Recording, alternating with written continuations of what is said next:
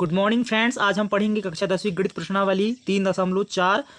प्रश्न क्या है? निम्नलिखित समीकरणों के युग्म विलोपन विधि तथा प्रतिस्थापन विधि से हल कीजिए। तो दोस्तों सबसे पहले हम समझेंगे विलोपन विधि क्या है और दूसरे बार में हम समझेंगे प्रतिस्थापन विधि क्या है। जब इन दोनों विधियों को अच्छे से समझ सकेंगे तब हम विलोपन विधि और प्रतिस्थापन विधि से प्रश्न को भी हल कर सकेंगे। तो दोस्तों सबसे पहले हम जानते हैं विलोपन विधि के बारे में, क्योंकि यहाँ पे बोला है सबसे पहले विलोपन विधि तथा प्रतिस्थापन विधि से हल कीजिए। तो सबसे पहले हम विलोपन विधि से हल करेंगे, इसलिए विलोपन विधि को सबसे पहले हम समझते हैं। उससे पहले दोस्तों यहाँ पे जो समीकरण लिखा है उसको मैं लिख लिया हूँ। क्या दिया है?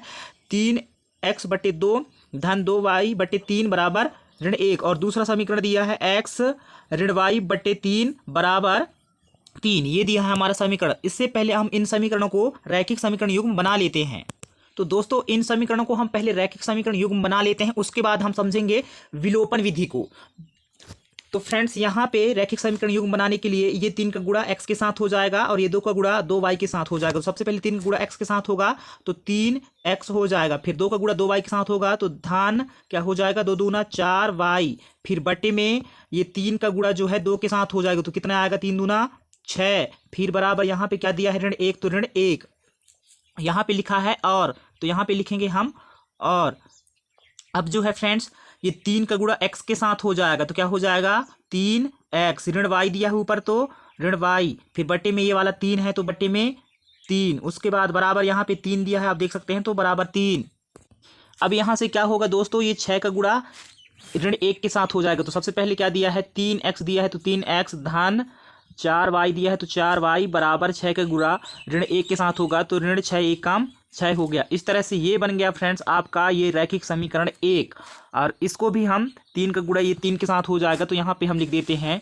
सबसे पहले देख सकते हैं आप 3x दिया है तो यहाँ पे लिखेंगे 3x, ऋण y है तो ऋण y, फिर बराबर 3 का गुणा 3 के साथ होगा तो क्या हो जाएगा 3 तिहाई 9। इस तरह से ये बन गया आपका रैखिक समीकरण दूसरा। तो 2 रैखिक समीकरण हैं इसलिए इनको हम 2 रैखिक समीकरण युग्म कहेंगे, है ना।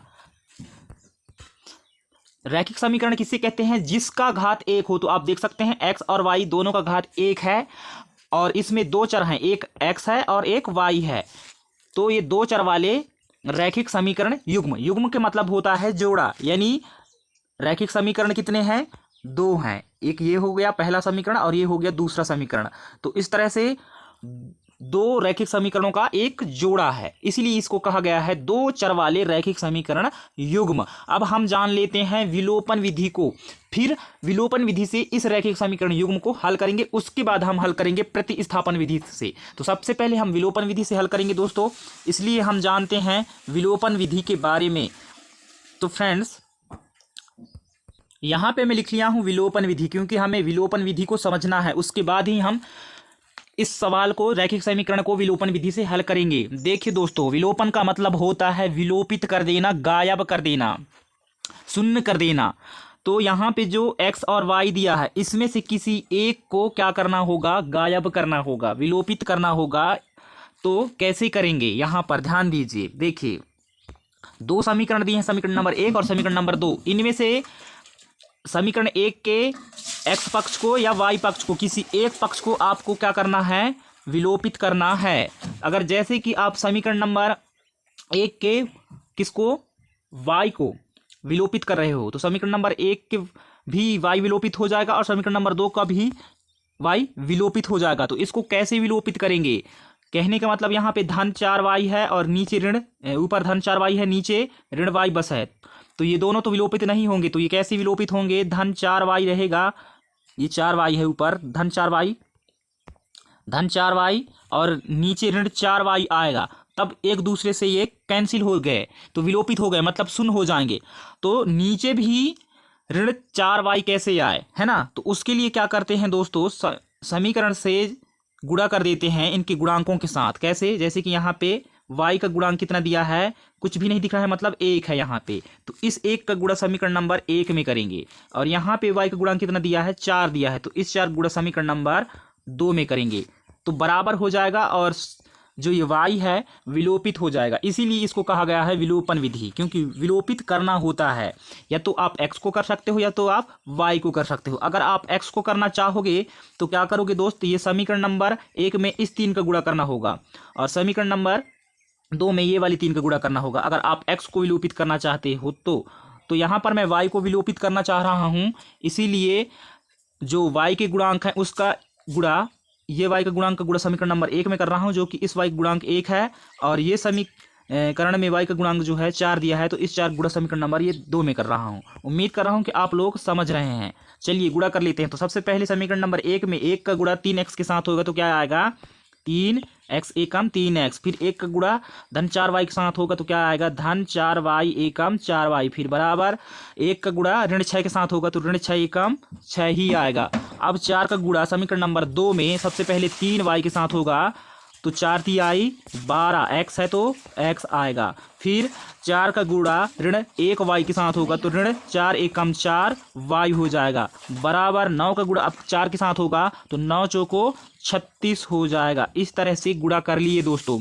जैसे कि आपको मालूम होगा, यहाँ पे मैं पहले बताया था कि यहाँ पे देख सकते हैं आप, धन 4y और ऋण 4y दोनों कैसे आ गए हैं, बराबर आ गए हैं, लेकिन एक धनात्मक है और एक ऋणात्मक है, तो इन दोनों क्या हो गए, जाएंगे, कट जाएंगे, कैंसिल हो गए, विलोपित हो गए, है ना। इसीलिए इसको कहा गया है विलोपन विधि।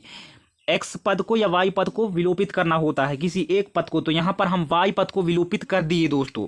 अब यहाँ पर आप देख सकते हैं 3x और 12x दोनों धन में है, तो इन दोनों क्या हो जाएंगे, जुड़ जाएंगे, तो यहाँ पे हो जाएगा 12 और 3 15, x है तो x, फिर बराबर दिया है तो बराबर। यहाँ पे आप देख सकते हैं कि 36 जो धन में है और 6 जो है ऋण में है, तो यहाँ पे क्या हो जाएगा, धन और ऋण में है तो घट जाएंगे, तो 36 में 6 घटेगा तो बचेगा 30, लेकिन 36 जो है बड़ी है किससे, 6 से, 6 में ऋण का चिन्ह है और 36 है बड़े, तो 36 में धन का चिन्ह है, तो हमारा उत्तर आया है घटाने पर 30। तो 30 में भी धन का चिन्ह रहेगा, क्योंकि जोड़ते या घटाते टाइम जो अंक बड़ा होता है उसमें जो चिन्ह होता है वही चिन्ह उत्तर में लगा देते हैं। उम्मीद कर रहा हूं कि आप लोगों को समझ में आ रहा होगा। चलिए अब हम आगे बढ़ लेते हैं दोस्तों। तो फ्रेंड्स यहाँ से अब क्या हो जाएगा, यहाँ से हमें x का मान चाहिए, तो x बस को लिखेंगे और बराबर 30 है तो 30 को लिखेंगे और बटे ये वाली 15, तो यहाँ पे बटे 15 आ जाएगा। अब 15 एकम 15, 15 दूनी 30, तो इस तरह से दोस्तों x बराबर क्या आ गया, 2 आ गया। ये आ गया आपका x का मान। अब हमें किसका मान चाहिए फ्रेंड्स, y का मान चाहिए। तो क्या करेंगे फ्रेंड्स, y का मान ज्ञात करने के लिए इस x के मान को, ये जो x का मान आया है 2, इस मान को यहाँ पे लिखेंगे, x के मान को समीकरण नंबर या समीकरण कितने में, 1 में रखने पर तो दोस्तों हमारा समीकरण नंबर 1 क्या बना था, 3x ऋण y बराबर 9, ये है हमारा समीकरण नंबर 1। अब यहाँ पे 3 बोल रहा है तो 3 लिखेंगे, फिर यहाँ पे x बोल रहा है तो x बराबर आप देख सकते हैं 2 आया है, तो 3 के साथ में गुणा के रूप में x, इसलिए गुणा का चिन्ह, और x बराबर आया है 2, तो यहाँ पे x के स्थान पे 2। अब उसके बाद ऋण y दिया है x के बाद, तो ऋण y, फिर बराबर 9 दिया है तो बराबर 9। अब यहाँ पे 3 गुणित 2 कह रहा है तो 3 दूना 6, ऋण y है तो ऋण y, फिर बराबर 9 है तो बराबर 9। उम्मीद कर रहा हूँ कि फ्रेंड्स आप लोगों को मैं अच्छा से समझा पा रहा हूँ। अब यहाँ से आगे क्या होगा फ्रेंड्स, y का मान चाहिए, इसलिए यहाँ पे हम कर देंगे क्या, पक्षांतरण। तो आपको लिखना होगा पक्षांतरण करने पर, मैं पक्षांतरण बस लिख दे रहा हूँ। यहाँ पे हो जाएगा ऋण y बराबर 9, है ना, y का मान चाहिए इसलिए y को पहले लिखे हैं, तो ऋण y है तो ऋण y बराबर फिर 9 है तो बराबर 9। अब ये 6 जो है बराबर किस साइड आएगा, ये वाली 6, तो 6 से पहले अभी कोई चिन्ह नहीं है, मतलब धन में है, तो ये बराबर किस साइड आएगा, तो ये हो जाएगा ऋण में। इस तरह से दोस्तों आगे बढ़ते हैं। अब यहाँ से क्या होगा, y बराबर 9 ऋण 6 कह रहा है, तो 9 में 6 घटाओ कितना बचेगा, 3 बचेगा, लेकिन ये y में ऋण है ना, ये वाली ऋण को उतार लेते हैं। y में ऋण है तो y का मान आया है 3, तो ये जब y का मान 3 है इसलिए ये ऋण जो है y का ऋण 3 में चला जाएगा। इस तरह से y का मान आ गया ऋण 3। तो उम्मीद करता हूं दोस्तों कि आप लोगों को यह सवाल विलोपन विधि से अच्छा से समझ में आ गया है। और x बराबर क्या आया है दोस्तों, x का मान आया है 2, है ना, और y का मान आया है ऋण 3।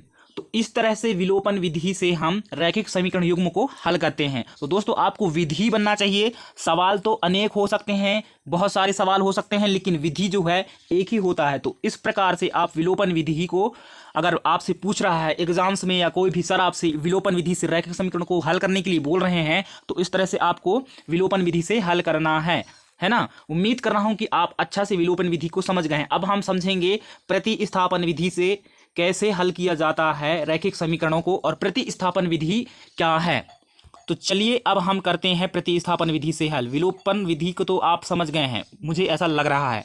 दोस्तों आप कमेंट्स करके जरूर बताइए क्या आपको विलोपन विधि समझ में आया है, और चैनल पे नए हो तो प्लीज़ चैनल को सब्सक्राइब कर लीजिए और वीडियो को लाइक जरूर कीजिए। चलिए अब हम जानते हैं प्रतिस्थापन विधि क्या है और प्रतिस्थापन विधि से कैसे रैखिक समीकरण युग्म को हल करते हैं। तो फ्रेंड्स हमारा जो समीकरण है क्या है, 3x धन 4y बराबर ऋण 6, ये है हमारा समीकरण नंबर 1। और दूसरा समीकरण है 3x ऋण y बराबर 9, ये है हमारा दूसरा समीकरण। दोस्तों अब हमको विलोपन विधि तो बन गया है, अब हम करेंगे प्रतिस्थापन विधि से हल। और प्रतिस्थापन क्या है इसको समझेंगे।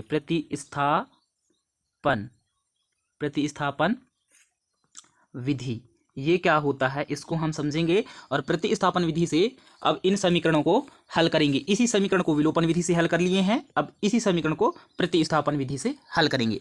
प्रति मतलब होता है फोटोकॉपी, स्थापन यानी स्थापना करना, यानी किसी एक समीकरण की प्रति करके दूसरा नया समीकरण बनाएंगे, है ना, और उस समीकरण से हम दूसरे समीकरण में स्थापित कर देंगे। चलिए कैसे इसको हल करते जाते हैं और समझते जाते हैं। जैसे यहाँ पे हम किसी एक समीकरण का उपयोग कर लेते हैं, यूज कर लेते हैं। तो यहाँ पे हम समीकरण नंबर किसको 1 से या 2 से किसी एक को उपयोग करना है। तो चलिए मैं यहाँ पे समीकरण नंबर 2 से हल करता हूँ। ठीक है, कहाँ से, समीकरण नंबर 2 से। आपको अगर 1 से भी हल करना है तो 1 को भी हल कर सकते हो। किसी एक समीकरण को लेना है, 2 समीकरण है तो आप समीकरण 1 को भी ले सकते हो, समीकरण नंबर 2 को भी ले सकते हो। तो यहाँ पे मैं समीकरण नंबर 2 को ले रहा हूँ और 2 से हल करते हैं। तो हमारा समीकरण नंबर 2 क्या है, 3x ऋण y बराबर 9, ये है हमारा समीकरण नंबर क्या 2। अब इस समीकरण को हम कर देते हैं क्या पक्षांतरण, और यहाँ से हम क्या करेंगे y का मान निकालेंगे, जो कि वास्तविक मान नहीं होगा, अधिकल्पित मान होगा, है ना। तो यहाँ पे ऋण y है तो ऋण y बराबर 9 है तो बराबर 9। उसके बाद ये 3x को बराबर के साइड लाएंगे, तो 3x के पहले कोई चिन्ह नहीं है, मतलब धन में है, तो ये हो जाएगा अभी बराबर के साइड ऋण में, ऋण 3x। इस तरह से आगे बढ़ते हैं। चलिए उम्मीद कर रहा हूँ दोस्तों कि आप लोगों को समझ में आ रहा होगा। इस तरह से करना है प्रतिस्थापन विधि। अब यहाँ से क्या हो जाएगा, ऋण y दिया है तो ऋण y, फिर बराबर हम जो ऋण 3x दिया है उसको पहले लिख लेते हैं। तो ऋण 3x और 9 किस में है, धन में है ना, क्योंकि 9 से पहले कोई चिन्ह नहीं है, मतलब धन में है, तो धन 9 हो जाएगा। ये 9 है, इसको अच्छा से बना लेते हैं। चलिए ये 9 है, ठीक है। चलिए अब आगे बढ़ते हैं। तो फ्रेंड्स यहाँ से क्या हो जाएगा, यहाँ से अब y का जो चिन्ह है, y से पहले ऋण है, उस चिन्ह का गुणा y के मान आया है उसमें हो जाएगा। तो y बराबर क्या आया है, ऋण 3x आया है। तो ये जो ये ऋण दिया है, इस ऋण का गुणा इस ऋण के साथ हो जाएगा, तो क्या हो जाएगा, ऋण का धन हो जाता है। तो इस तरह से ये धन में आ जाएगा कौन, 3x भी। तो यहाँ पे आ जाएगा ये 3x, और ये ऋण का गुणा ये 9 के साथ हो जाएगा, जो 9 में धन दिया है उसके साथ हो जाएगा। तो ऋण और धन का क्या होता है, ऋण होता है। इस तरह से ऋण 9 आ गया। तो ये बन गया आपका समीकरण नंबर क्या, तीसरा। इसको दे देते हैं हम समीकरण नंबर तीसरा। तो दोस्तों हम किस समीकरण का यूज किए थे, समीकरण नंबर 2 का यूज किए थे, उपयोग किए थे, है ना। यानी समीकरण नंबर 2 का ये प्रति है या फोटोकॉपी है ना, क्योंकि प्रतिस्थापन बोल रहा है इसलिए। तो मैं बताया था प्रति मतलब फोटोकॉपी, यानी कि समीकरण नंबर किसका, दूसरा का ये फोटोकॉपी है। अब इस फोटोकॉपी को, समीकरण नंबर दूसरा के फोटोकॉपी को हम कहाँ रख देंगे, समीकरण नंबर 1 में, है ना, क्योंकि हम समीकरण नंबर 1 को जो है अभी उपयोग नहीं किए हैं। जिस समीकरण का उपयोग नहीं करते हैं वहां पे रख देंगे, स्थापित कर देंगे, है ना। क्या कर देंगे, स्थापित कर देंगे। तो इसीलिए इसको कहा गया है प्रति, यानी कि किसी एक समीकरण का फोटोकॉपी करना है, उस फोटोकॉपी को जिस समीकरण का यूज नहीं किए हो उस समीकरण में स्थापित कर देना है, इसीलिए इसको कहा गया है प्रतिस्थापन विधि। तो यहाँ पे हम लिखेंगे y के मान को समीकरण नंबर कितने में, 1 में रखने पर, 1 में रखने पर। 1 में ही क्यों रख रहे हैं, क्योंकि हमने समीकरण नंबर 2 का उपयोग किया है ना, 2 का उपयोग किया है, 2 का यूज किया है, तो उसका फोटोकॉपी क्या बना, समीकरण नंबर 3, उसका प्रति क्या बना, समीकरण नंबर 3। अब इस समीकरण नंबर 3 में जो y का मान आया है ना, y बराबर क्या आया, समीकरण नंबर 3 को देख सकते हैं, y बराबर 3x ऋण 9 आया है ना। तो इसको हम कहाँ स्थापित करेंगे, समीकरण नंबर 1 में, क्योंकि हम समीकरण नंबर 1 को यूज नहीं किए। तो हमारा समीकरण नंबर 1 क्या है, हमारा समीकरण नंबर 1 जो है, चलिए कलर चेंज कर लेते हैं। समीकरण नंबर 1 है हमारा 3x धन 4y बराबर ऋण 6, ये है हमारा समीकरण नंबर 1। इस समीकरण का हम यूज नहीं किए हैं, तो जिस समीकरण का आप यूज नहीं करोगे वहाँ पे आपको y का मान आएगा या x का मान आएगा, उसको आपको रखना है ना। तो यहाँ पे मैं y का मान निकाला हूँ, आप x का मान भी निकाल सकते हो। और इस सवाल में मैं समीकरण नंबर 2 का यूज किया हूँ, आप समीकरण नंबर 1 का भी यूज कर सकते हैं, है ना। तो आपको जो अच्छा लगे वही कर सकते हैं। और यहाँ पे अब हम क्या करते हैं फ्रेंड्स, 3x दिया है तो 3x लिखेंगे, फिर धन दिया है तो धन लिखेंगे, 4 दिया है तो 4 लिखेंगे। उसके बाद y दिया है तो y जो है 4 के रूप के साथ में गुणक रूप में है, तो यहाँ पे हम लिखेंगे गुणक का चिन्ह। अब y के मान आया है 3x ऋण 9, तो y के स्थान पे क्या लिखेंगे, 3x ऋण 9 लिख देंगे, ठीक है। अब y का मान लिख दिए, फिर y के बाद क्या दिया है यहाँ पे बराबर, तो बराबर, फिर ऋण 6 है तो ऋण 6। उम्मीद कर रहा हूँ दोस्तों कि आप लोगों को समझ में आ गया। इस तरह से हम समीकरण नंबर 2 का फोटोकॉपी किए, तो क्या बना हमारा समीकरण नंबर 3। इस फोटोकॉपी को, किसके, समीकरण नंबर 2 के फोटोकॉपी को, क्योंकि प्रति के मतलब होता है फोटोकॉपी, सीधी से सरल सी बात अगर भाषा में समझे तो, है ना। इस फोटोकॉपी को कहाँ स्थापित कर दिए, समीकरण नंबर 1 में, क्योंकि प्रतिस्थापन विधि। तो पहले फोटोकॉपी कीजिए किसी एक समीकरण को, उसको जिस समीकरण में रखिए जिसका आप यूज नहीं किए हो। तो हम किसका यूज नहीं किए हैं, समीकरण नंबर 1 का यूज नहीं किए थे, समीकरण नंबर 2 का यूज किए थे सबसे पहले, है ना। तो यहाँ पे हम कहाँ स्थापित कर दिए, समीकरण नंबर 1 में, किसके मान को, y को मान को। इसलिए इसको कहा गया है प्रतिस्थापन विधि, क्योंकि पहला समीकरण, जो भी आप 2 समीकरण देते हैं उसमें से किसी एक समीकरण को यूज कीजिए और फोटोकॉपी कीजिए, है ना, और तीसरा समीकरण बना लीजिए और उसको स्थापित कर दीजिए जिस समीकरण को आप यूज नहीं किए हो। तो हम समीकरण नंबर 1 को यूज नहीं किए। उम्मीद कर रहा हूँ कि आप अच्छा से प्रतिस्थापन विधि को भी समझ गए हो और मैं आप लोगों को समझाने में सक्षम हो पा रहा हूँ। चलिए आगे बढ़ते हैं। कमेंट्स करके आप ज़रूर बताइए कि आप लोगों को समझ में आ रहा है या नहीं आ रहा है। नहीं आ रहा है तो पर भी आप कमेंट्स कीजिए, मैं और अच्छे से प्रयास करूँगा और आप लोगों को समझाने की कोशिश करूँगा। तो चलिए दोस्तों, यहाँ से अब आगे बढ़ते हैं। तो क्या हो जाएगा, अब हम y का मान रख दिए, y का मान स्थापित कर दिए। अब आगे बढ़ते हैं। तो 3x है तो 3x, अब देखिए 4 का गुणा 3x के साथ भी होगा और ऋण 9 के साथ भी होगा, क्योंकि ये किसके मान है, y के मान है दोनों, इसलिए, है ना। तो क्या हो जाएगा, धन 4 तिहाई 12x दिया है तो x, और 4 गुणा 9 के साथ होगा तो धन है 4 में और 9 में ऋण है तो धन ऋण का ऋण, 9 चौको 36 हो जाएगा। फिर बराबर ऋण कितना दिया है, 6 दिया है तो ऋण 6। अब यहाँ पे 3x धन 12x दोनों धन में है, क्या हो जाएंगे, जुड़ जाएंगे, तो आ जाएगा 15x ऋण 36 दिया है तो ऋण 36 बराबर ऋण 6 दिया है तो बराबर ऋण 6। उम्मीद कर रहा हूं दोस्तों कि आप लोगों को अच्छा से समझ में आ रहा है और मैं समझा पा रहा हूं। कमेंट्स जरूर कीजिए और चैनल पे नए हो तो फ्रेंड्स सब्सक्राइब जरूर कर लीजिए। चलिए आगे बढ़ते हैं। यहाँ से क्या हो जाएगा, अब हमें पक्षांतरण करना होगा, तो यहाँ पे लिखेंगे पक्षांतरण करने पर, आप लिख लेना पक्षांतरण करने पर, मैं पक्षांतरण बस लिख रहा हूँ। तो यहाँ पे हो जाएगा फ्रेंड्स 15x बराबर ऋण 6, है ना। उसके बाद ये ऋण 36 को बराबर के साइड लाएंगे, 6 साइड में, 6 की साइड में, है ना। अभी लेफ्ट में है ऋण 36 तो राइट में ले जाएंगे, तो ये क्या हो जाएगा, धनात्मक में धन 36 हो जाएगा, क्योंकि बराबर की साइड क्या है, ये ऋण में है तो बराबर की साइड आया तो धन में हो गया। अब यहाँ पे फ्रेंड्स धन 15, सॉरी हाँ धन ही में है 15 वैसे, तो 15x बराबर ऋण 6 धन 36, ऋण है एक और एक धनात्मक है, तो ऋण और धन क्या हो जाता है, ऋण हो जाएगा, यानी आपस में घट जाएंगे। तो 36 में 6 घटेगा तो बचेगा 30, और 36 बड़ी है 6 से, 36 में धन का चिन्ह है तो हमारा उत्तर जो 30 आया उसमें भी धन का चिन्ह। इस तरह से हमें अब चाहिए x का मान, तो x बराबर दोस्तों क्या हो जाएगा 30 बटे, आगे बढ़ लेते हैं थोड़ा सा यहाँ से, बटे क्या हो जाएगा, ये जो 15 दिया है ये 15 हो जाएगा, है ना, क्योंकि यहाँ से x बस लिए, उसके बाद बराबर 30 है तो बराबर 30 को ले लिए, फिर बटे ये वाली 15, इस तरह से ये आ गया। अब यहाँ से हम क्या करते हैं, चलिए इनको मिटा देता हूँ पहले, यहाँ से अब हम काट देंगे तो 15 एकम 15, 15 दूना 30। तो फ्रेंड्स यहाँ पे हमारा x बराबर अब क्या आ गया दोस्तों, x बराबर आ गया ये 2, तो ये आ गया आपका x का मान, है ना, जो कि विलोपन विधि में भी x बराबर 2 ही आया था। अब हम क्या करेंगे,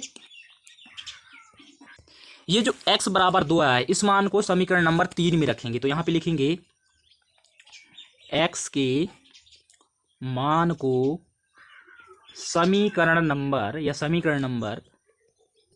3 में रखने पर तो दोस्तों हमारा जो समीकरण नंबर 3 है वो क्या है, y बराबर 3x ऋण 9, ये है हमारा समीकरण नंबर 3, जो कि ये समीकरण नंबर 3 कहाँ से बना था, समीकरण नंबर 2 से बना था।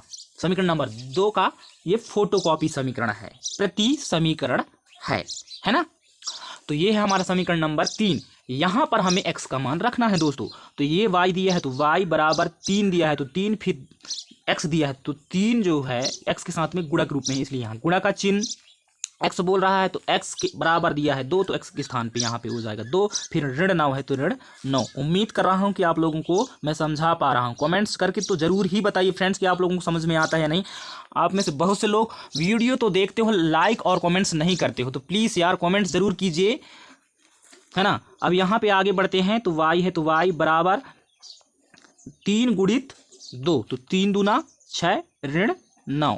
अब यहाँ से आगे क्या होगा दोस्तों, y बराबर क्या कह रहा है, 9 जो है बड़ी है ना, किससे, 6 से, और 9 में ऋण का चिन्ह है और ये 6 में धन का चिन्ह है, तो आपस में क्या हो जाएंगे, घट जाएंगे।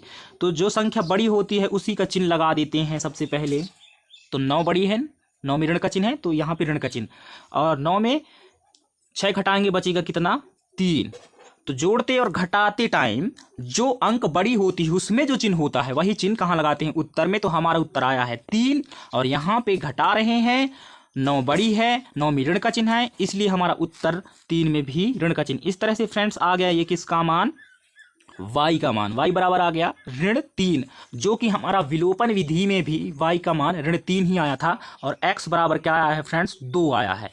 तो इस तरह से दोनों विधि से भी आप हल करेंगे, तो दोनों विधि से आप हल करेंगे तो क्या आएगा, x और y का मान सेम ही आएगा, अलग नहीं आ सकता कभी भी। आप ब्रज गुणनखंड विधि से भी हल करोगे तो पर भी x और y का मान यही आएगा। तो उम्मीद कर रहा हूं फ्रेंड्स कि आप लोगों को विलोपन और प्रतिस्थापन विधि दोनों अच्छा से समझ में आ गया है, और विलोपन विधि से कैसे रैखिक समीकरणों को हल करना है और प्रतिस्थापन विधि से कैसे रैखिक समीकरण युग्म को हल करना है आप लोग हल कर लोगे, ऐसे मैं आप लोगों से उम्मीद कर रहा हूँ। और आप लोगों को यह वीडियो से अब बहुत हेल्प मिलेगी विलोपन विधि से हल करने के लिए और प्रतिस्थापन विधि से रैखिक समीकरणों को हल करने के लिए। तो दोस्तों अगर आप लोगों को इस वीडियो से कुछ भी हेल्प मिला होगा, थोड़ा बहुत भी अच्छा लगा होगा, तो प्लीज़ वीडियो को लाइक ज़रूर कीजिए, कमेंट्स करके ज़रूर बताइए कि क्या आप दोनों विधि को अच्छे से समझ पाए हो, और चैनल पर नए हो तो प्लीज़ चैनल को लाइक ज़रूर कीजिए। Thank you so much. आपका दिन शुभ हो, मंगलमय हो। मिलते हैं नेक्स्ट वीडियो में।